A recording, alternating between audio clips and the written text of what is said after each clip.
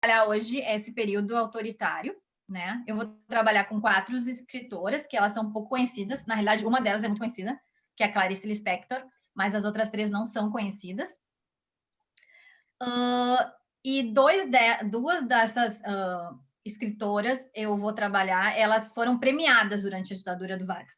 Tá? Elas ganharam prêmios. Uma ganhou um prêmio nacional do próprio estado, e a outra ganhou um prêmio privado, que é a Clarice Lispector, mas outras 2 elas foram censuradas. Então, eu vou trabalhar tanto com a promoção, de alguma maneira, né, como mulheres que, né, nesse período tiveram êxito, né, sucesso literário, etc., mas outras 2 que foram censuradas. Então, eu vou trabalhar nessas duas dinâmicas, assim, de promoção e censura.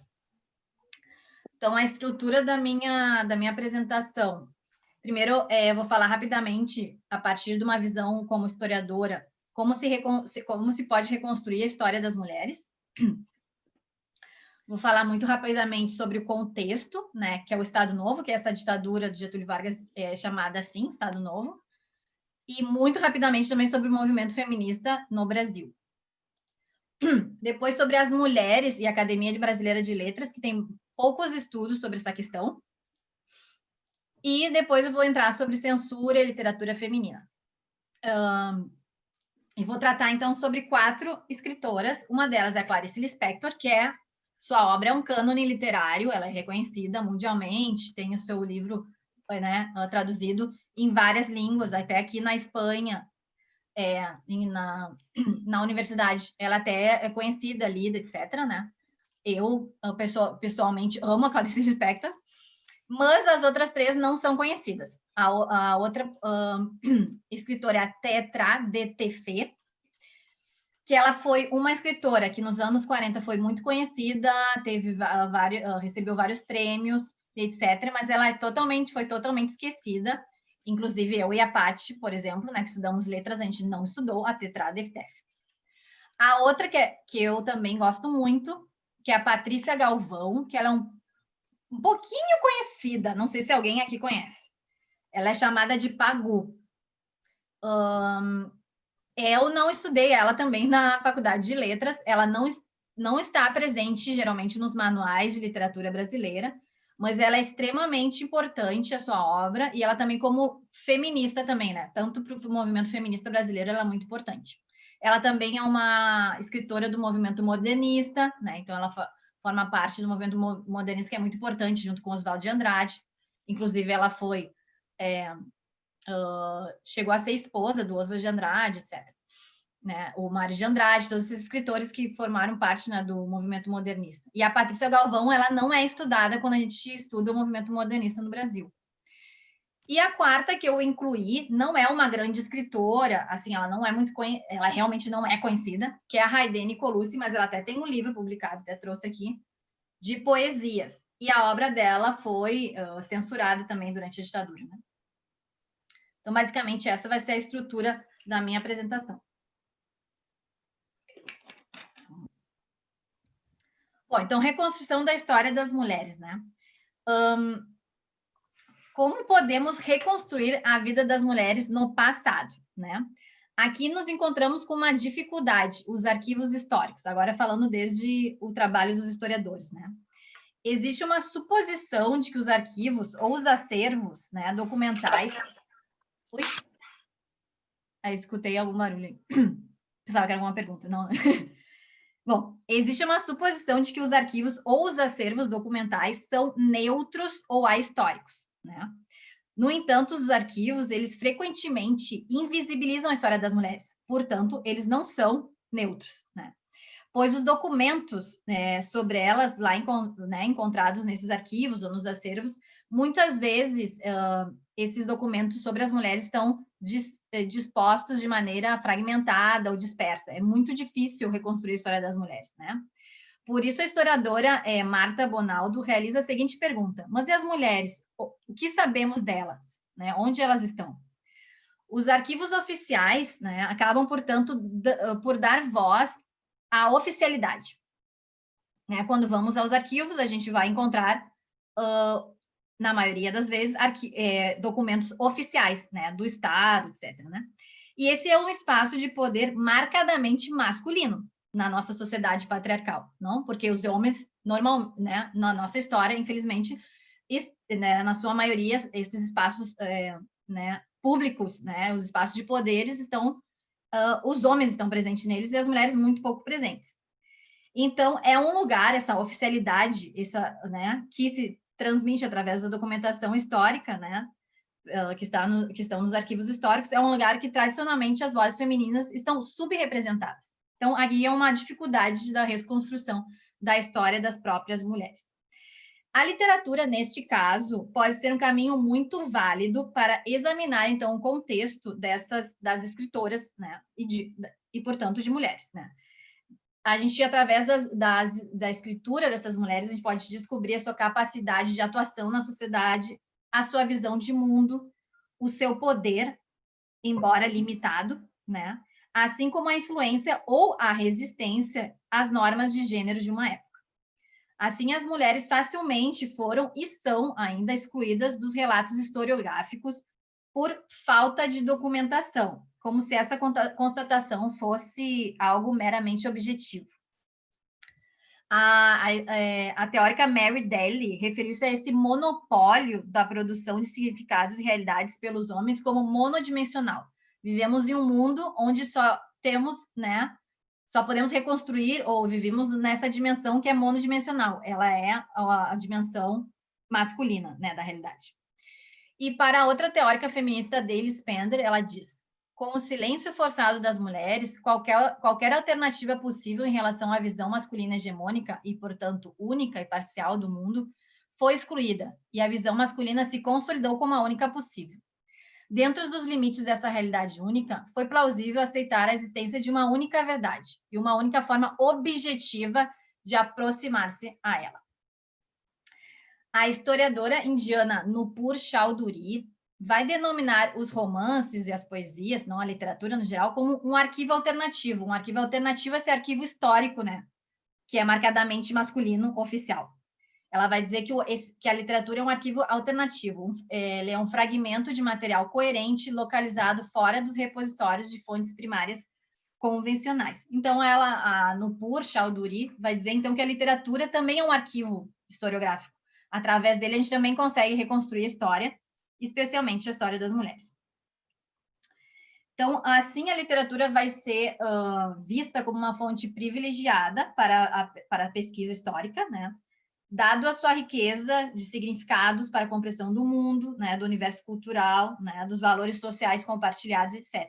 A gente vai ver, quando eu analisar as obras literárias, que a gente vai se dar conta como as questões que as mulheres estão abordando nessas obras a gente pensa às vezes até que são questões abordadas só no contexto atual, como o aborto, por exemplo, outras questões que estão sendo discutidas lá nos anos 20, 30, questão das prostituição, né, as mulheres trabalhadoras, mulheres negras, etc., que são questões que vêm até atualmente, né, no contexto do Brasil, que são questões que estão sendo abordadas e discutidas pelas mulheres nos anos 20, 30, 40, e que muitas vezes a gente nem sabe porque não tem acesso a essas obras literárias, né, escritas por mulheres, né? No entanto, inclusive na literatura, por isso, né, inclusive a literatura pode nos trazer dificuldades para recriar a história das mulheres. Por quê? Porque muitas delas foram censuradas, como a gente vai ver, e também, né, de acordo com Daly Spender, agora está em inglês, vou tentar traduzir. Women have made just as much history as men, but it has not been codified and transmitted.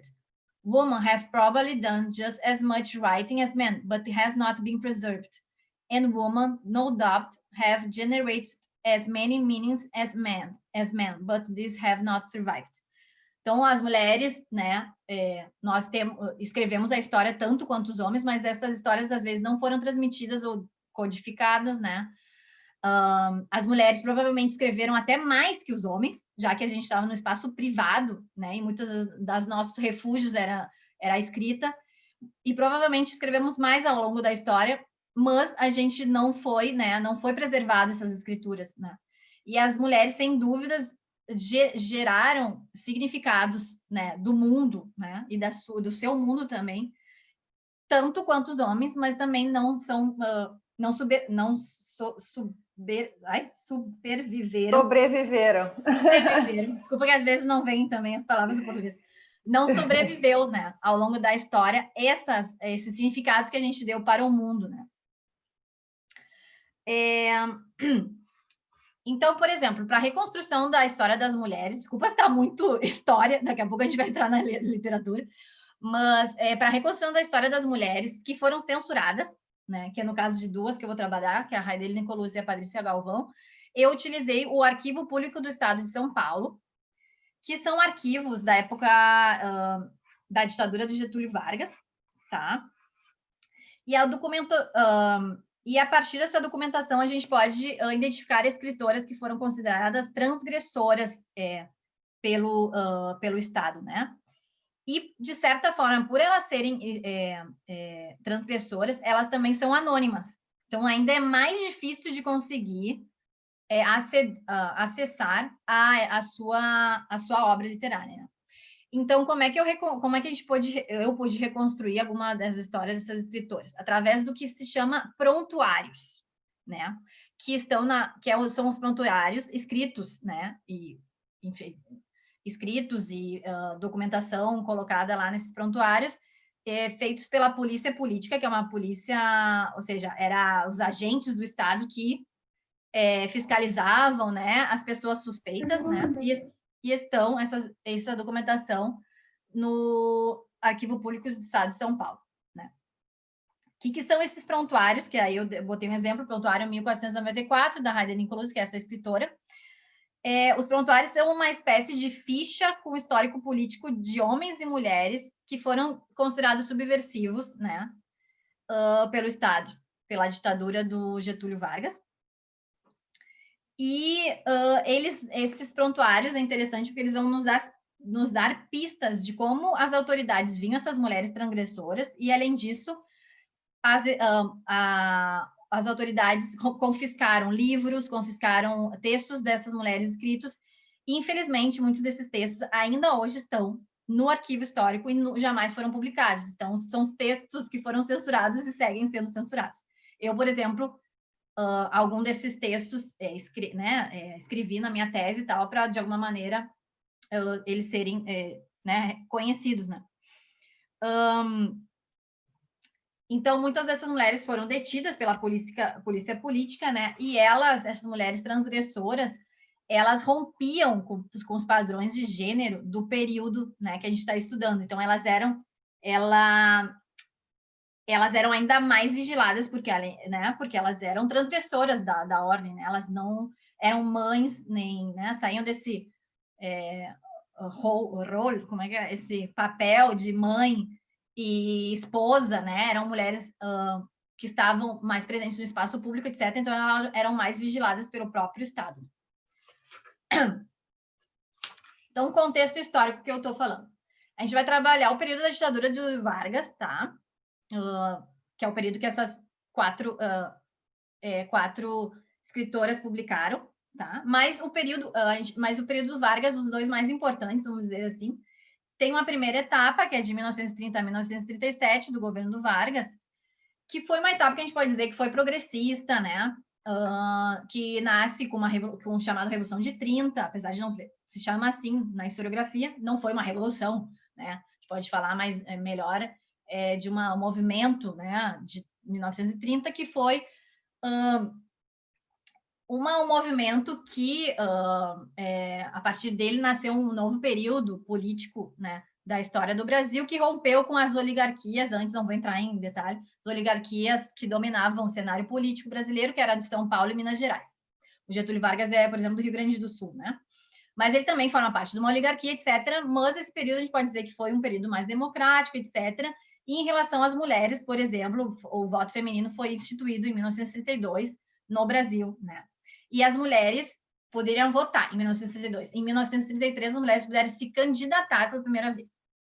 Mas a segunda etapa do governo do Vargas, que é de 1937 a 1945, que é conhecido como o Estado Novo, é um período muito autoritário, personalista, né, chamado também populista ou trabalhista, não vou entrar em detalhes sobre essas questões, e ele foi, esse período se abre com um alto golpe de Estado do Vargas. O que significa isso? Ele já era presidente, né? Ele fez um alto golpe, ou seja, ele fechou, né, o Congresso Nacional para ter ainda mais, é um golpe de Estado feito para ele ter ainda mais poder político, né? E, então, nesse período, né, existia o que seria o homem novo, o que seria o homem para essa sociedade, né, do Estado Novo. O homem novo seria um homem trabalhador, um pai, né, uma pessoa trabalhadora, sobretudo. Mas quem era a mulher nova? Né? Enquanto o homem era o homem trabalhador que estaria no espaço público, esse seria o homem desse, né? Esse seria o homem novo, né? O homem novo para essa sociedade. Quem seria essa mulher nova? Que não era nova, na realidade é mais antiga, é impossível, né? O Estado Novo ele veio para romper com esse período de maior movimento, de uma participação feminina maior, movimento feminista, etc., né? E o Estado, através do seu discurso, tentou consolidar uma identidade da mulher como mãe e esposa, né? Essa seria a mulher ideal para o Estado Novo. O feminismo no Brasil, né? Muito rapidamente, assim, a gente nem conhece muito. Eu, por exemplo, estudei história e nunca na minha graduação falaram sobre feminismo no Brasil. Acredito que poucas pessoas saibam sobre o feminismo no Brasil, mas, assim, o movimento feminismo em si é um conceito bem complexo de falar, né? Porque ele pode ser um conceito muito abrangente. Por exemplo, pode ser considerado qualquer luta de uma mulher contra o sistema patriarcal, ela pode ser considerada feminista, independente do período histórico. Mas aqui só de uma maneira assim mais histórica, o movimento feminista como organização social, a gente pode dizer que começou nos anos 20, né? Final dos anos início dos anos 20, anos 30, né? Duas personagens importantes é a Maria Lacerda de Moura, que é anarquista, ela era anarquista, e a Berta Lutz, que era sufragista. Sufragista, para quem não conhece esse conceito, são as mulheres que lutam pelo voto feminino, sobretudo, né? Mas então, daí, em 1919, foi criada a Liga para a Emancipação Intelectual da Mulher, que buscava lutar pela igualdade de gênero e reivindicar o voto feminino, e a Federação Brasileira pelo Progresso Feminino, em 1922. No entanto, a Maria e a Berta, elas vão ter certos, como se diz, certos problemas entre elas, porque elas não estão. A Maria Lacerda vai começar a criticar a Berta, porque, na realidade, a questão do voto feminino é muito importante. Mas, para as mulheres proletárias e para as mulheres negras, que têm outras questões bastante mais importantes que só uma representação feminina, obviamente que a representação feminina, não estou falando que não é importante, mas tem questões muito mais básicas, como a sanidade, né? Saúde, enfim, né? Acesso à educação, que são muito mais importantes, né? Ou acesso ao trabalho, poder ter leis trabalhistas para mulheres, né? Licença maternidade, por exemplo, etc. Então, a Maria Lacerda achava como que era muito elitista, né? Muito liberal, desde o feminismo liberal, a Berta Lutz. Então, elas vão se afastar durante o período. Por que eu estou falando nisso? Porque a gente vai ver também essas escritoras que a gente vai tratar hoje, algumas vêm desse feminismo mais liberal, mais burguês, né? Que o mais importante seria a luta pelo voto feminino, enquanto em outros textos é muito mais importante a luta das mulheres proletárias, a luta das mulheres pobres, né, negras, as lutas das mulheres pela educação, né, a importância da educação, etc. Né? Enquanto as mulheres liberais é muito mais importante a emancipação da mulher, né, ser uma mulher emancipada, moderna, poder votar, etc. Né? Só para destacar aqui, já que esse feminismo é um feminismo muito branco, normalmente quando a gente fala sobre o feminismo organizado nesse período, é muito importante destacar também as mulheres negras. A Antonieta de Barros, ela foi uma das feministas que lutou pelo direito ao voto feminino também, além de outras questões, lutou pelo acesso à educação das mulheres negras e pobres, né? Foi muito além dessas mesmas mulheres brancas, né? E ela foi a primeira deputada brasileira negra pouco conhecida na história do Brasil e a primeira deputada mulher do estado de Santa Catarina. Até tem uma escola com seu nome, ela também foi escritora e etc. Ela foi a primeira, então, muitos de vocês devem conhecer Santa Catarina, né? Passar as férias aí em Florianópolis. Então, o estado de Santa Catarina, a sua primeira deputada foi uma mulher negra, que é Antoniana de Barros. Então, esse período que eu estou contando para vocês é de avanço e retrocessos para o coletivo feminino, né? A gente vê que surgiu o movimento feminista organizado, a gente vê que também, na primeira etapa do governo do Vargas, existem avanços legais, como o voto para as mulheres e a licença maternidade, por exemplo, mas quando surge o Estado Novo, né, a gente vai ver que as leis estão muito mais relacionadas a uma lógica de controle do corpo das mulheres e a um discurso que vai reforçar as funções tradicionais de esposa e mãe. Então, a gente vai ver, por exemplo, algumas leis, né, como a proibição de trabalhos noturnos para as mulheres e as atividades perigosas e insalubres, né? Isso tem a ver com a ideia de resguardar o corpo da mulher e a sua capacidade reprodutiva, né? Então, por isso que vão tentar, então, proibir trabalhos noturnos, também tem a ver com a prostituição, né? Para diminuir a prostituição, né? Nesse sentido. Mas ver também o corpo feminino como um corpo que tem que ser saudável para criar essas crianças novas, para essa nova sociedade que estaria por vir, né? E também não deixava as mulheres, então, né? Hoje, obviamente, que é uma preocupação, né? Atividades perigosas, insalubres, etc. Mas, pela leitura que se faz histórica desse período, tem mais a ver com essa questão de a mulher tem que estar no espaço privado. Então, a gente tem que resguardar o seu corpo, as suas funções de procriação, né? Então, elas não podem participar, não podem exercer atividades perigosas, insalubres ou atividades noturnas.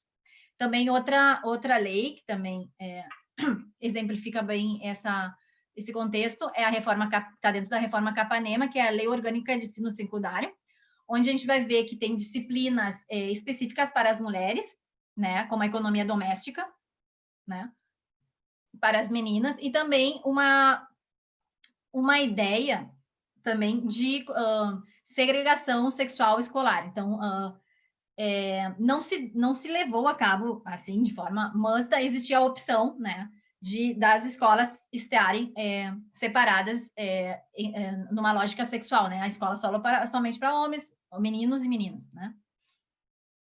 Que hoje por lei, se eu não me engano, hoje por lei isso seria ilegal, não se poderia, né? Então, se permitia esse tipo de segregação, né? Nesse momento. Então, as mulheres e a Academia Brasileira de Letras. Deixa eu ver como é que eu estou de tempo aqui, tá? Também pouco estudado essa questão sobre as mulheres na Academia de Letras e até recentemente, até hoje em dia, há poucas mulheres, né? Na Academia Brasileira de Letras e não existe mulheres negras na Academia Brasileira de Letras, né? Houve recentemente a Conceição Evaristo, né? Ela se candidatou para entrar na Academia Brasileira de Letras, é uma das principais escritoras atuais no Brasil, a sua obra é maravilhosa, né? E ela não foi aceita na Academia Brasileira de Letras, entrou um outro homem, que nem sei quem é, porque nem me lembro, não tem muita importância, mas ela não entrou. Então, é uma Academia Brasileira de Letras até hoje branca e masculina, né? Além da gente poder burguesa, heterossexual e etc. Né? A Academia Brasileira de Letras, desde o nascimento, né? Desde o seu nascimento, ela já vai sofrer críticas severas das muitas intelectuais, né? Femininas que consideravam a academia uma instituição extremamente conservadora, já que, entre outras questões, né? A academia não permitia o ingresso de mulheres à agremiação. A ausência das mulheres na Academia Brasileira de Letras, porém, não significava que as mulheres não houvessem tentado ocupar algumas das cadeiras, né? Um exemplo é a Júlia de Lopes de Almeida, que é uma importante escritora carioca, também não conhecida, não estudei ela, por exemplo, na faculdade, protagonizou a primeira tentativa de ingresso de uma mulher na academia, né? Depois, essa tentativa vai ser retomada na década de 30, pela Amélia Bevilacqua, né? Se reiniciou no espaço público, né, entre as mulheres, né, um debate sobre a entrada das mulheres na Academia Brasileira de Letras, né? E a Amélia Bevilacqua, que é uma mulher burguesa, né, etc., vai propor a sua candidatura para a Academia Brasileira de Letras, né? No entanto, novamente, a sua candidatura vai ser rejeitada, né? Com o argumento que o Estatuto da Academia Brasileira de Letras somente fazia referência à entrada de brasileiros, como a gente pode ver aqui. Isso é interessante em questão da linguagem, porque muitos criticam quando a gente usa brasileiros e brasileiras, né? Todas e todos. Bom, mas só que quando o plural é no masculino, muitas vezes eles foram utilizados contra nós mulheres. Então, por exemplo, aqui é um exemplo disso. Então, dizia, né, no estatuto da academia, os membros efetivos serão eleitos nas condições do artigo 2º do estatuto, dentre os brasileiros que tenham publicado em qualquer gênero de literatura obra de reconhecido mérito, ou fora desses gêneros, livros de valor literário. Então, aqui, os homens vão argumentar que, como diz brasileiros, as mulheres não estariam incluídas. Então, elas não poderiam entrar. Isso na década de 1930, né?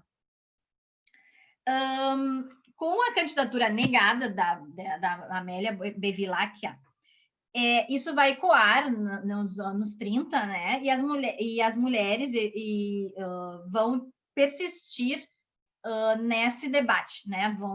Então, por exemplo, através de O Malho, que é uma revista desse período, as mulheres vão buscar chamar a atenção da opinião pública sobre a falta de representação feminina em espaços de poder e consagração literária como academia. Então, aqui vocês podem ver, Levemos a Mulher Academia de Letras.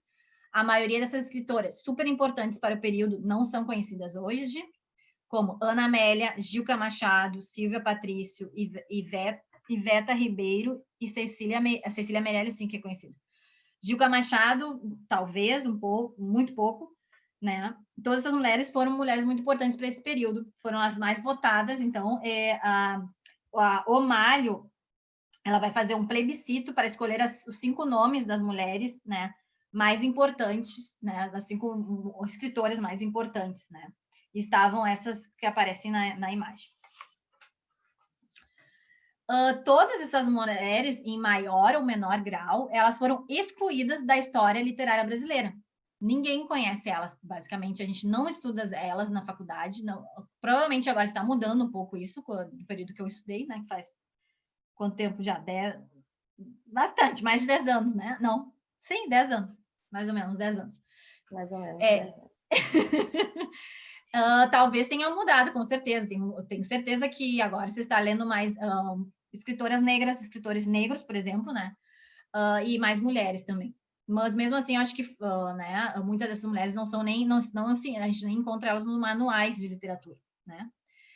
E apesar da frutífera produção e da grande qualidade das obras dessas mulheres, muitas dessas escritoras, elas, né, não vão ingressar nem na Academia Brasileira de Letras e muito menos, né, no cânone literário brasileiro. A explicação concedida pela teórica espanhola Capdevila Argüelles é que o cânone literário é um território eminentemente patriarcal. A não existência das mulheres na arena pública é o resultado de uma ordem patriarcal que é, em si mesma, uma ordem simbólica, uma ordem que preserva e reforça a dicotomia entre público e privado. Então, as mulheres deveriam estar no âmbito privado e não no público, racional e irracional, né? A gente fala que então as mulheres são irracionais, a sua literatura vai ser muito emotiva, etc., né? E isso vai criando esses discursos, né? Uma separação entre homens e mulheres. Bom, finalmente vamos chegar então às escritoras. A Clarice Lispector, que eu amo essa mulher, nossa, ela é muito boa. Ela é uma dessas poucas mulheres que vão entrar no cânone literário. E eu fico assim, impressionada como essa mulher, com somente 22 anos de idade, ela vai escrever a sua primeira obra, Perto do Coração Selvagem. Com 22 anos de idade, então ela é de origem judia, por isso que também ela é bastante conhecida, acho que a comunidade judia conseguiu difundir bastante o nome dela, né? Ela vai ser considerada, nesse período, apenas com 22 anos, a maior, pela crítica literária, a novidade mais importante dos últimos anos no Brasil. Ela vai ganhar um prêmio literário, um prêmio literário privado da Fundação Graça Aranha, uma das fundações mais importantes nesse período, né, criado pelos escritores do movimento modernista, e ela vai ganhar um prêmio, né, com a sua primeira obra literária, que é Perto do Coração Selvagem. Essa autora, ela se insere na ficção de caráter introspectivo, com um intenso uso de metáforas insólitas e a ruptura da linearidade narrativa por meio do fluxo constante de consciência. Não sei se algum de vocês já leu Clarice Lispector. Se vocês não leram, por favor, leiam, porque é maravilhoso. Ela revolucionou a literatura brasileira e também a gente poderia até mundial. Porque é, sobretudo, o fluxo de pensamento do personagem, né, contado em primeira pessoa, né? Então, isso é uma obra introspectiva, ela rompe com o que se estava publicando no período, que é, sobretudo, uma literatura mais engajada, né, mais falando da sociedade brasileira, por exemplo, como Graciliano Ramos, Jorge Amado, né, literaturas mais engajadas. Não significa que a literatura dela não seja engajada. A literatura dela é engajada, mas ela é introspectiva. Ela não fala do externo, ela fala muito mais do interno. É uma outra forma de narrar, né?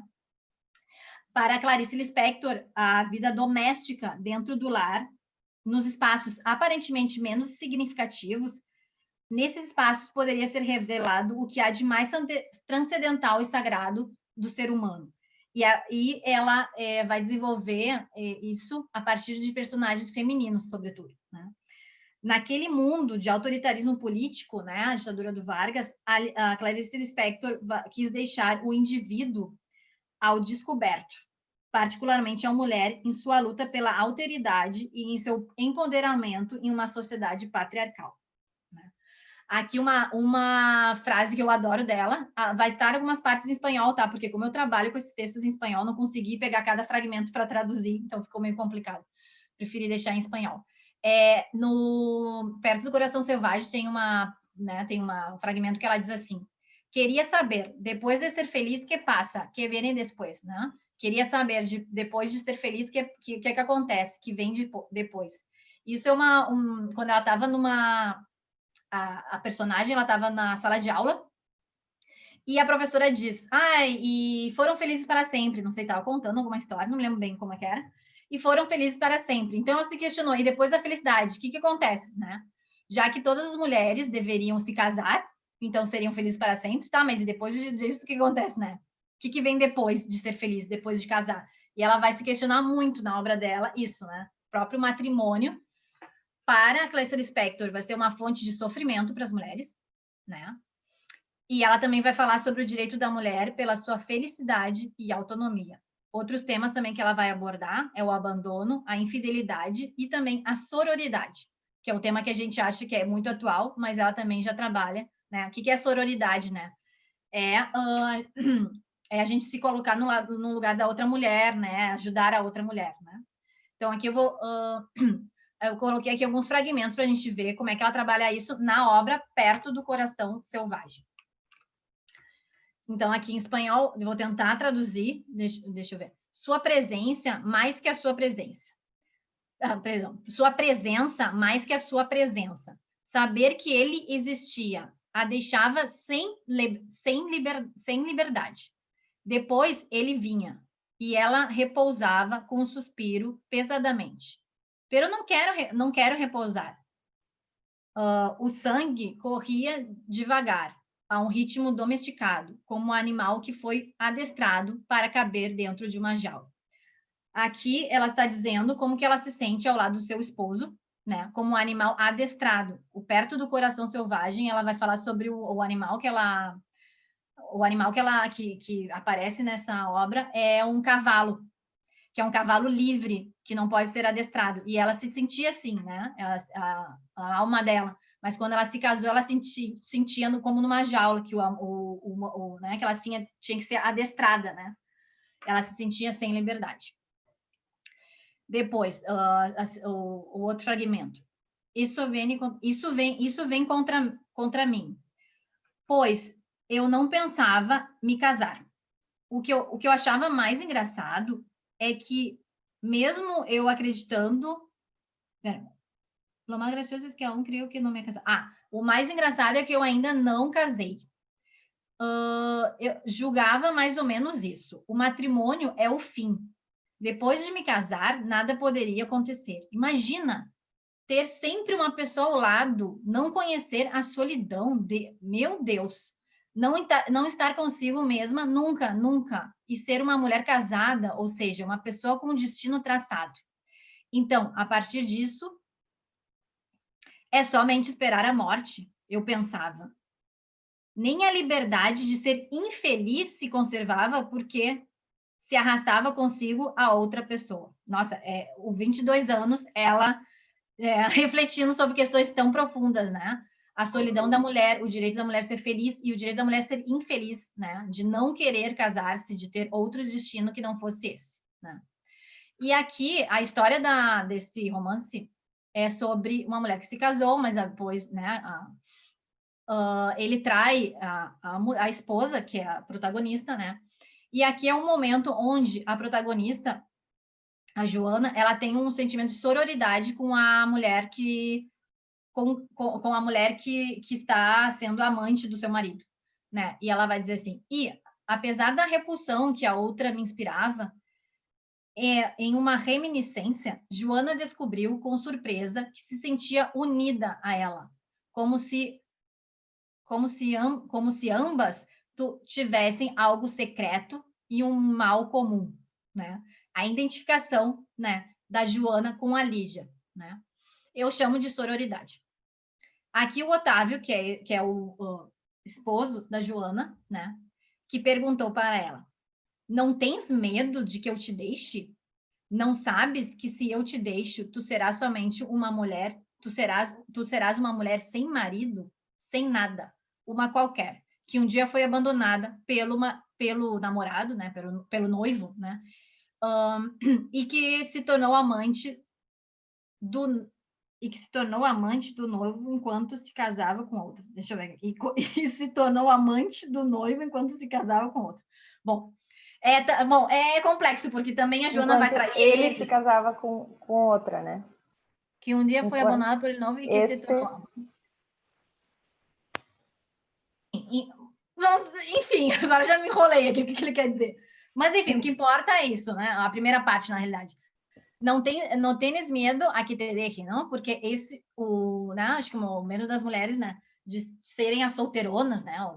Enfim, ou serem deixadas, né? Nesse período, né? Então, ele faz essa própria pergunta, né? Então, agora, já passando para Clarice Lispector, não sei se alguém quer fazer uma pergunta, senão a gente deixa para o final. Eu tenho uma dúvida. Nesse texto, Otávio dizia para ela como que ele ia seguir saindo com ela, mientras que ele ficava com outra mulher, né? Então, tinha sentido de que ela era de sua propriedade. Sim, pode claro. ser assim. Sim, sim. Aqui ele está perguntando, não me lembro exatamente qual é essa parte, né? Não tens medo que te dê. Bom, porque ela também trai ele, enfim, eles se separam no final do livro, né? Mas sim, não sei se. Não sei se tem outra pergunta. Tá, me lembrei. É que daí ele então deixa a Joana, né? E aí ele tem a relação com a Lígia, mas aí ele começa a trair a Lígia com a Joana de novo, por isso que uma confusão, que eu já nem me lembro exatamente, né? Porque o livro da Clarice Lispector é interessante que o importante não são os fatos, o que acontece, né? O que acontece? Ela casa, se separa. Não é isso o que importa é o que ela está pensando sobre isso. Por isso que às vezes é difícil até de tu lembrar o que acontece, quais são, né, os acontecimentos do livro da Lispector, porque não é isso que importa. É o sentimento que ela desses acontecimentos, né? O que ela pensa sobre isso, né? Então, às vezes, eu me esqueço até o que é, né? Enfim. A Raquel comentou, Gabi, que mas é sempre a visão de que o valor, a existência da mulher é em função de ter ou não um marido. Uhum. A Raquel comentou no chat.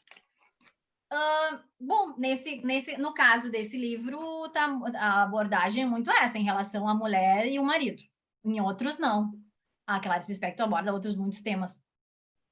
Sim, mas ela diz que a visão da época era essa, né? Que o valor, a mulher só tinha valor se ela, enfim, se ela fosse casada, claro. O valor dela, a existência dela toda girava em torno disso, né? Exatamente. E a crítica da Clarice Lispector é isso, é uma crítica muito forte, e que eu não encontrei em outros livros, né? Nesse momento onde a mulher ideal era a mulher esposa, né? Enfim, mãe, etc. Bom, vou passar então para Tetrá de Tefé, tá? Que é outra escritora deste período, pouco conhecida. Ela é uma aristocrata, uma família muito rica brasileira, e ela vai ganhar um prêmio também, mas é um prêmio do Estado Novo, é um prêmio estatal da Academia Brasileira de Letras, mas é um prêmio criado no Prêmio Machado de Assis foi um prêmio criado na época do Vargas, do Estado Novo, né? E, enfim, e é esse livro dela, que é Bati a Porta da Vida, que é um livro que nem é mais editado, ó, eu consegui comprar ele assim, ó, num sebo, né, usado. Mas ele foi um livro muito importante, teve várias edições. Essa que eu comprei, por exemplo, é a terceira edição desse livro. Em um ano ele teve 3 edições, imagina só. Que é Bati a Porta da Vida, né? Esse livro, então, também vai tratar sobre questões femininas, assim, né? Em relação às mulheres, mas as mulheres burguesas. A Clarice Lispector, de alguma maneira, a gente pode dizer que é uma mulher classe média, né, e tal. Aqui a gente vê umas mulheres mais burguesas mesmo, assim, né? Ricas, né? São essas que vão ser retratadas. Os homens vão ser retratados de uma forma são homens fracos, que são o Eduardo e o Arnoldo, infiéis e são covardes. Então, os homens são tratados de uma maneira muito negativa. Os temas que vão ser tratados em relação à mulher nesse livro: o matrimônio, o aborto, o corpo da mulher, a liberdade, a mulher emancipada burguesa e a superioridade biológica da mulher. A gente vai ver que tem, né, de certa forma, não todas as mulheres, mas algumas vão até utilizar como tentativa de se emancipar dos homens, dizer que as mulheres biologicamente elas eram superiores, né? Mas isso é muito específico, né, dessa visão, né? Então, o matrimônio, por exemplo, é um fragmento do livro, né? Sempre tive medo da ideia de que o matrimônio pode se tornar a finalidade da minha vida, a razão da minha existência, né? Então, aqui não é tão profundo, né, como a reflexão que Clarice Lispector faz, mas aqui também tem uma parte de uma das personagens vai dizer que esse sentimento de medo, né, de que o matrimônio seja a única finalidade da vida das mulheres. O aborto, que é um tema que muitas vezes a gente acha que é muito atual, né, já está sendo abordado nos anos 30 e 40. Então, por exemplo, aborto. Sabe qual foi a atitude de Arnoldo quando eu lhe contei que estava grávida? Ele me olhou estupefado. A primeira e única pergunta que me fez foi se eu ia seguir adiante, né? Então, aqui o homem já controlando o corpo da mulher. A única aqui, no caso do Arnoldo, né? Arnaldo, a única preocupação dele é que se ia seguir adiante com a gravidez, que ele não queria, porque ele era um homem casado, etc. Né? Então, a mulher né? E no final ela abortou, né? O corpo da mulher. Os homens não sabem avaliar a importância do corpo para nós, do nosso íntimo, porque a sua ideia respeito ao nosso corpo é completamente oposta à nossa. aqui falando um pouco também sobre a ideia do corpo, né, da nossa intimidade, como isso é importante, né? Como dizer somente segue adiante e aborta, né? Eles não, né? Isso também tem a ver com o nosso íntimo, também tem a ver com o nosso corpo, né? Então, enfim. Sobre superioridade biológica da mulher, aqui tem outra parte. Se eu quisesse ter este filho, Arnaldo não seria necessário. Ele poderia morrer ou desaparecer. A criatura, né, a criança, continuaria em mim, nasceria e viveria. No entanto, se ele desejasse esse filho, eu seria indispensável. É uma grande superioridade que temos nós sobre os homens. Então, ela está dizendo, bom, eu estou grávida, não necessito do Arnoldo. Se ele quisesse esse filho, né, eu teria que decidir, porque é o meu corpo, né, é uma vida que eu estou gerando, e ele não tem esse poder, né. Então, talvez aqui também é uma reflexão por que os nossos corpos são tão controlados, né? Já que nós temos esse aspecto biológico que a gente pode, não necessitamos, né, dos homens para continuar com uma gravidez, mas eles, se eles querem ter o filho, eles necessitam da gente. Então, mulher emancipada burguesa, né? Também outro tema que aparece. Todas as ousadias que faço são atribuídas à minha marcada personalidade. Sou o protótipo de emancipada. Se eu não fosse rica, o qualificativo seria outro, né? Então, aqui falando sobre também o início dessas mulheres emancipadas, burguesas, né? Essas jovens que saíam em festas e tal, né? E aqui uma reflexão que se elas não fossem ricas, né? Essas mulheres que vão em festas, saem com, né, vários garotos, etc.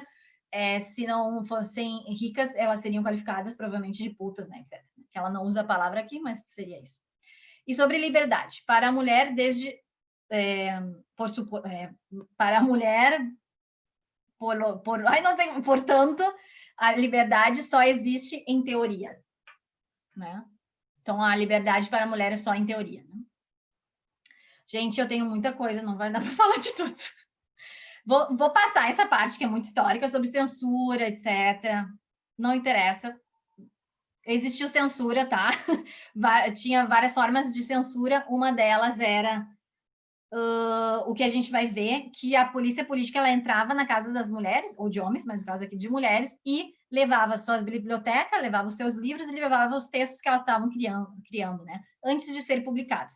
E também existia uma censura prévia quando os livros já tinham sido publicados. Então, aqui, para a gente não passar muito do tempo, outra importante escritora, não sei se vocês conhecem, a Patrícia Galvão, a chamada Pagu.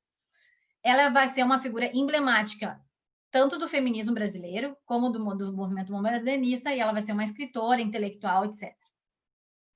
Gabi, ela vai... a Pilar tem uma pergunta. Sobre a Tetra, DTF? Não sei, Pilar, pode falar. Oi, está me ouvindo? Sim. Tá. Então, você falou que essas escritoras, as mulheres tiveram suas obras censuradas. Mas o que acontecia se elas usavam um pseudônimo masculino? Houve algum caso assim? Uhum, sim. No caso dessas duas que eu estava falando, elas não foram censuradas, é só nas próximas aqui. No caso da Patrícia Galvão, ela usou pseudônimo masculino. Uhum. E é que daí eu não vou entrar aqui muito.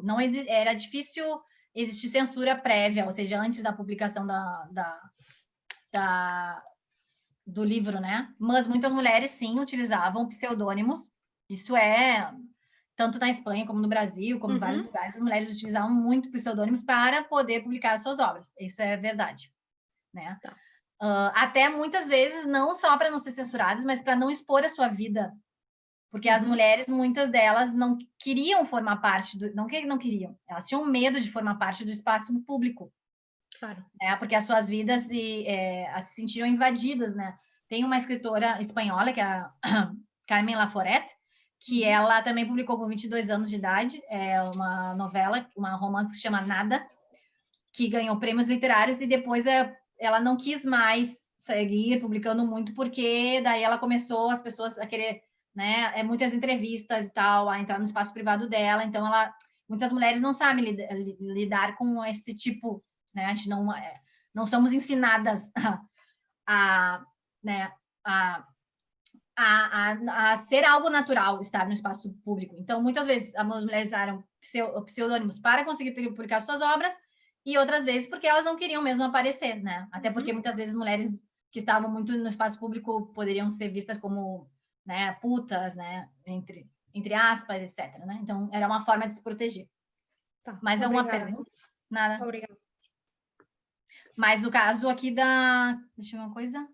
Bom, o caso da Patrícia Galvão, ela também publicou obras. Aí eu até acho que eu não quero dizer porque eu não tenho certeza, mas acho que eu acho que até essa obra inicialmente foi publicada com... Ah, não, aqui nesse caso ela publicou como Mara Lobo, com um pseudônimo feminino, mas não o dela mesmo, né? Depois aqui, claro, é uma edição mais atual e aparece o nome dela, mas ela tinha publicado com outro pseudônimo. Às vezes com pseudônimo feminino e muitas vezes masculino, né? Mas então, a Patrícia Galvão, ela vai ser uma mulher que vai ser presa várias vezes, né, durante a ditadura do Vargas. E aqui, bom, não vou entrar porque não tem muito tempo, mas, por exemplo, a polícia política vai dizer várias, né, na argumentação que eu encontrei, vai dizer, por exemplo, ele disse para ela, farei de tudo para te desprestigiar, né? Ele vai dizer que ela provavelmente era uma amante, né? Estavam como investigando a vida dela e ela tinha um marido, mas colocaram amante, porque já na própria cabeça desses homens, como que essa mulher, que é uma mulher tão atrevida, escritora, ela não pode ser casada, ela é uma amante, né? Então, a gente já vê até os próprios preconceitos que estavam presentes nessa época, né? Também o outro delegado de ordem social e política, né? Outro da polícia política, ele vai dizer que essas mulheres são muito perigosas porque elas despertam uma atração, né? As mulheres revolucionárias despertam uma atração, né, aos homens, né? Então elas são perigosas também por isso, né? Não por outras coisas, não pelas suas ideias, mas porque elas são sensuais, elas atraem os homens, né? Nessa foto aqui, aqui é uma foto da Patrícia Galvão, que tiraram dela. Aqui é dela depois de ser presa. Não dá para ver muito, talvez, nessa foto, mas ela sofreu agressões físicas. Ela tem algumas outras fotos, não exatamente nessa, mas outras. Ela está com a cara desconfigurada, né? Então, além de fazerem tortura psicológica e física, tanto as mulheres aos homens, né? A gente pensa às vezes que só vão fazer contra os homens, mas as mulheres também. Por exemplo, uma tortura muito comum nesse período é despir as mulheres, deixarem elas nuas e os homens pegarem, né, a polícia política pegar o charuto e queimar nos seios delas, né? A biblioteca da Pagu, ela vai ser confiscada pela polícia política, não vou entrar aqui em detalhes, mas a gente pode ver que ela tem... Todos esses livros foram confiscados, né? Ela tinha uma leitura bem diversa, ela lia tanto clássicos como Jorge Amado, Oswald de Andrade, né? Mas a maioria das suas leituras eram de intelectuais de esquerda, né? Como, por exemplo, uma feminista muito importante, Alexandra Kollontai, que foi a primeira ministra da União Soviética, feminista, né? Como, por exemplo, A Nova Mulher e a Moral Sexual, o livro. Tem livros de Stalin, né? Livros de Marx, etc. Né? Toda essa biblioteca dela foi confiscada pela polícia. E entrando aqui, então, no livro dela mais importante, Parque Industrial. Né? O Parque Industrial, ela vai escrever apenas com 21 anos de idade. Né? Essas mulheres estão todas super jovens, produzindo. E vai ser considerado pela história da literatura, apesar dela não quase aparecer nos manuais de literatura, o primeiro romance social brasileiro. Né? Este pioneirismo não sempre é reconhecido, né? Normalmente não é reconhecido. Essa obra ela vai tratar sobre a vida das mulheres obreiras e marginalizadas. Então, é muito diferente daquele outro da Tetra de Tefé ou da Clarice Lispector, que é uma mulher mais da classe média, etc., né, que vai casar, ou que se casa. Esse livro ele vai tratar mais sobre as mulheres, então, em condições marginais. né? A Patrícia Galvão é uma mulher que vem de uma família burguesa, mas ela vai deixar tudo e vai se tornar também uma mulher proletária. Ela vai querer viver nas mesmas condições que essa mulher. Então, é uma mulher que ela não vai ser uma mãe como se espera na sociedade. Inclusive, ela vai preferir sua militância política. Quem vai cuidar dos filhos vai ser o seu marido, né? É uma mulher que ela vai deixar tudo para viver. É uma questão de classe social. Ela vai deixar a sua classe burguesa e vai tentar compreender como é que essas mulheres viviam nas fábricas, etc., né? Então, enfim, né? Temas que aparecem no Parque Industrial. Virgindade, né?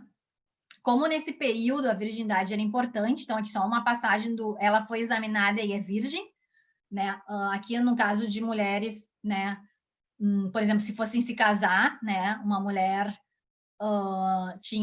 era examinada, né? Aborto, né? Tema muito presente. Não quis abortar, Madame Letieu de Trabalho, né? Despediu, né? Tirou do trabalho. Então, era uma mulher obreira, não, proletária, uma mulher trabalhadora que trabalhava para uma mulher numa empresa textil, uma empresa de confecção de roupas, etc. Então, aqui a relação também hierárquica entre uma mulher burguesa e uma mulher proletária, uma trabalhadora, né?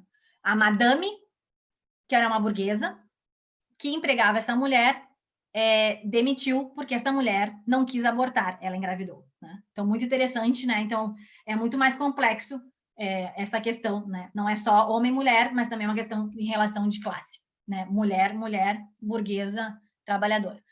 Então, aqui também, condição da mulher pobre e rica.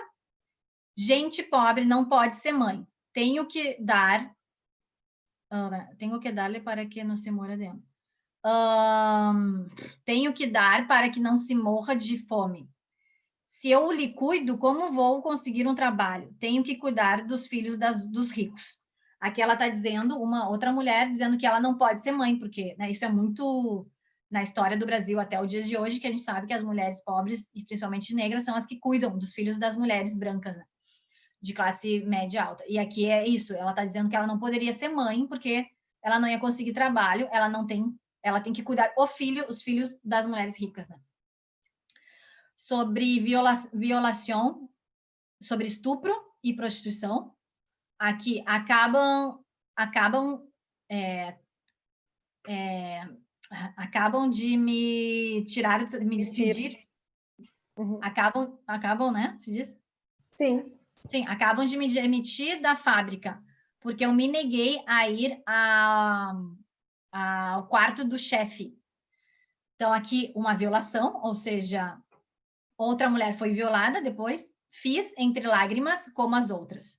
Então, essa relação entre chefe e mulheres, né, trabalhadoras, que muitas vezes elas eram estupradas pelo próprio chefe, né, e também a prostituição, por quê? Né? Porque muitas mulheres preferiam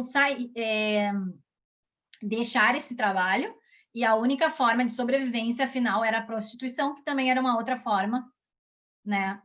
Também de estupro, talvez de estupro, né? Não vou aqui ficar julgando o que é a prostituição ou não, mas algumas mulheres elas tinham que sair do seu trabalho porque não queriam ser violadas, né?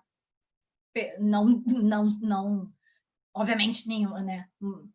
Não poderiam aceitar, né? Obviamente, outras mulheres tinham que fazer porque não tinha outra como, né? Seguir, e outras mulheres que decidiam não fazer acabavam tendo que se prostituir no fim das contas, né? Também vou tratar sobre temas de lesbianismo, que seria... Como que é lesbianismo, né? Lesbianismo, acho que é lesbianismo em português, né? Sim. Lesbianismo, acho que é. Lésbicas, mulheres lésbicas, lesbianismo. Sim. Tu gosta do luxo, Matilde e Eleonora? Eu gosto de ti. Então, aqui uma relação entre duas mulheres, né? Muito sutil, né? Mas também já tratando de forma sutil a questão do lesbianismo. Há mulheres que fazem com mulheres, aqui também, né? De uma forma sutil. Aqui também, sobre homens burgueses e mulheres pobres. Um estupro. Bem horrível essa passagem. que é esse quadro grande aqui. Pois olha, eu tive uma aventurinha essa semana. Foi um susto dos diabos. Pensaram que era gatuno. Também o Zezé fez uma cena de faroeste, revólver, lenço preto. Eu agarrei a pequena na cama. Virgenzinha em folha. E a polícia? Quando é que a polícia perseguiu um filho de político? Aqui é como se um filho de um político, um jovem rico que entrou no quarto de uma mulher, de uma menina nova, virgem, pobre, e a estuprou, né, com a ajuda de um amigo do seu. E, finalmente, crítica ao movimento sufragista burguês, né? Então, conseguimos o voto das mulheres, é um triunfo. E aí, outra pergunta, e as obreiras, e as proletárias, né? As trabalhadoras, elas são analfabetas, excluídas por natureza. Então, aqui uma crítica a esse sufragismo burguês, né? Onde o principal luta é o voto feminino, né? Mas as mulheres nem poderiam votar, até porque a maioria das mulheres pobres, elas eram analfabetas. Então, nesse caso, elas também não poderiam votar, né? Porque só as mulheres alfabetas poderiam votar. Então, né, afinal de contas, para que servia o voto feminino? Último. Já passei 10 minutos. A Raidene Colucci, muito rapidamente, é uma intelectual, professora, escritora, né? Ela vai ser acusada de propagar ideias extremistas por meio dos seus textos nesse período da ditadura Vargas. Essa foto é a que tiraram dela na polícia política, e ela vai tratar sobre a educação pública. Então, só vou colocar muito rapidamente uma passagem de um texto dela que está ainda censurado, porque está no arquivo histórico, nunca foi publicado esse texto dela. Então, é só um fragmento de uma parte que ela trata bastante a questão da educação. Nesse conto, a protagonista é Teresa, uma menina pobre, sem apelido engraçado, como todas as filhas de gente pobre, plebeia. Na escola para moças, aqui mostrando também essa segregação de gênero, né? Nas escolas, nesse período. Na escola para moças, Teresa sentiu todo o peso da vida, a tragédia da sociedade, a diferença nítida das classes sociais, até a estúpida violação dos direitos mais espontâneos da natureza. Ah, que dor, ter que seguir marchando nas pontinhas dos pés. Que lugar triste a escola, de livros hostis de ciência falsa. Então, finaliza o conto com o seguinte fragmento. Não voltou mais à escola. Preferiu ficar em casa, apanhando de correia do pai nos dias em que ficava embriagado, ajudando a mãe também analfabeta na cozinha e carregando, enganchados nos quadris, os irmãozinhos menores. Escola, ainda luxo para quem pode, quanto mais. Então, aqui ela faz uma crítica à escola, né? Que também ela vai dizer que é um luxo para as pessoas que têm dinheiro, né? Dado a diferença de tratamento das crianças, né? Na escola, né? Também essa maneira tão militarista, tão hierárquica e disciplinada, né? Onde as crianças, né? Não se sentiam, não sei, livres, onde se sentiam que é um lugar hostil, né? Triste, onde ela também retrata que as crianças eram maltratadas, né, as crianças pobres pelas próprias professoras ou professores. Então, aqui, e falando, né, que muitas vezes, então, as crianças ou tinham que ajudar na casa, né, e por isso não poderiam ir na escola, né, nesse caso, a mãe e o pai, ou porque realmente a escola também era um lugar hostil para essas crianças, né. Então, é isso, basicamente, o que eu quis, né, trazer, né, nessa comunicação é tentar mostrar esse amplo conjunto de concepções femininas e feministas do período, né, através da literatura também, trazer algumas escritoras que não são conhecidas, né, que vão desde mulheres que foram militantes, né, de Partido Comunista, que é, por exemplo, a Patrícia Galvão era do Partido Comunista, mulheres que lutaram, que participaram da política, que foram escritoras, mulheres mais burguesas, e, enfim, né, que ganharam prêmios ou também que foram censuradas. Essas mulheres, apesar das suas diferenças, tanto de classe social ou de pensamento, elas refletiram sobre a realidade da mulher brasileira no seu período e reivindicaram, né, por meio dos seus textos, a emancipação da mulher e a discussão pública de alguns temas, como o aborto, o matrimônio, né, o casamento, a prostituição, o lugar das mulheres, né, proletárias, né, etc. Né? E para essas mulheres, mais que nada, né, escrever significava resistir, né? Então, é isso, obrigado. Espero que vocês tenham entendido bem, não sei se eu falei muito rápido. Alguma pergunta? Obrigada, Gabi. De nada. Se alguém quiser também me escrever, tá aí o e-mail, vocês podem anotar. Sim. Eu achei muito legal, muito interessante, e o que tu falou, a gente perceber que, né, há tanto tempo atrás as mulheres já estavam aí lutando e falando sobre assuntos que a gente acha que são de agora, e que algumas coisas mudaram, mas outras nem tanto, né? Essa questão do chefe, enfim, da opressão da mulher em vários lugares, né? Ainda hoje existe essa opressão, né?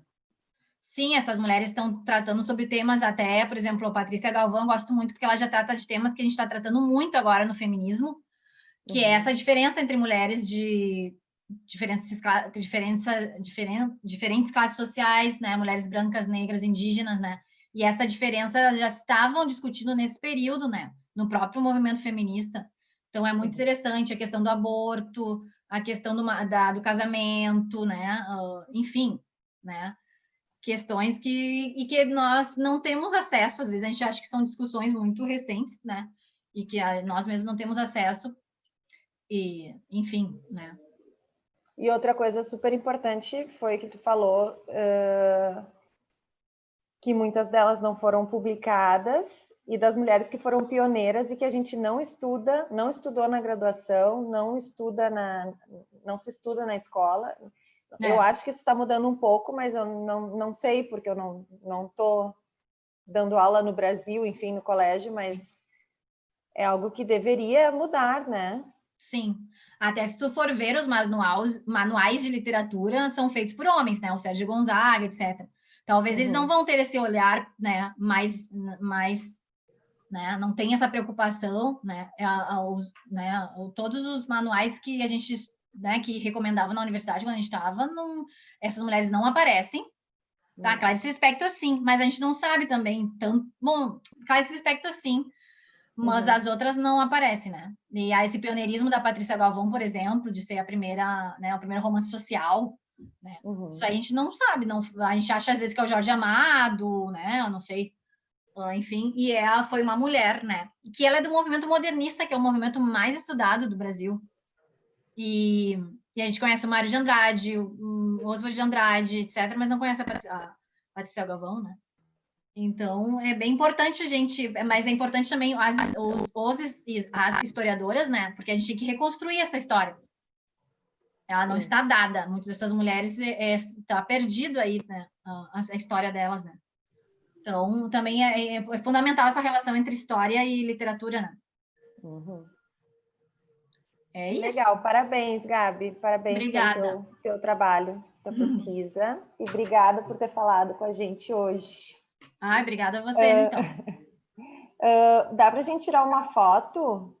Sim. A Raquel perguntou ali, existe a possibilidade de publicarem esses livros agora? Bom, ou seja, Parque Industrial está publicado, tá? Por exemplo, agora já estava, ou seja, foi publicado, né? Os que não foram publicados, por exemplo, é o da Hayden Nicolucci, né, ou seja, teria que ter pessoas interessadas na publicação. Por exemplo, na minha tese aparece fragmentos dos textos dela, né? Eu, por exemplo, poderia buscar alguma pessoa, né, que tivesse interesse, alguma editora, para publicar, teria que falar com a família da Hayden Nicolucci, teria que fazer um monte de movimento, pode, né? Eu, por exemplo, sou a pessoa que tentou reconstruir alguma coisa da Hayden Nicolucci. Seria bom que outras pessoas começassem a ler e que ela fosse reconhecida, começassem assim, né, um processo nesse sentido, e aí surgir, né, o interesse sobre a pessoa. Tem interesse comercial também, né? Interesse comercial. Tá, agora então ela teria que ser mais conhecida. Ela tem um livro publicado de poesias, mas assim, né, bem chumbrega, né, vamos dizer assim. que eu encontrei, que foi acho que a família dela que publicou e tal. Mas esses textos que estão no arquivo histórico que eu encontrei, que foram censurados, né? Nunca, não, porque são textos que ela escreveu à mão. Então, então não tem como. A Haydene, essa é uma dessas. O livro da Patrícia Galvão que eu analisei, ele foi publicado. Ele está até, acho que em espanhol. Mas tem textos da Haydene Colucci que foram censurados, textos que estão lá, que eu não tratei aqui, né? Que também teria que ter interesse, no caso dela, acho que teria mais interesse, que estão nos arquivos. Depois, a Tetra de Tef, o problema dela não é que não foi publicado, senão que agora ela foi esquecida, ela foi famosa no período, mas hoje ela é esquecida e tu não consegue encontrar o livro dela para comprar, só em sebos, né? Não sei se você sabe o que é sebo. Sebos são livrarias com livros antigos, né? Que é difícil de encontrar. Como é que se diz em espanhol? Como se diz sebo em espanhol? Libros usados, ¿no? Librería de libros usados, creo, ¿no? Claro, sí. Libros usados. Todo de segunda mano. Segunda mano, usados. Muito bem, então vou tirar uma fotinho, se vocês não se importarem. Gabi, tu pode tirar o compartilhamento aí, que daí eu vou botar as carinhas de todo mundo. Isso. Obrigada pela resposta, muito interessante. O pessoal está agradecendo ali no chat. Obrigada, Gabi. Bom, tirar uma foto, então. 1, 2, 3 e... Pronto. Obrigada, gente. Tchau, beijo. Obrigada. Continuem acompanhando. Às 5 horas tem a Karina, às 6h30 a Deb, que está aí com a gente assistindo. E depois, às 20 horas, tem a diretora do documentário Portunhol, que vai falar também. Um documentário sobre a fronteira, que é bem interessante. E a diretora vai falar com a gente. A Karina está ali também, a próxima apresentadora. Tchau. Vou indo, Paty, que beijo. Já é 8 da noite. Muito obrigada, Gabi. Boa noite. Beijo. Boa noite. Tchau. Tchau.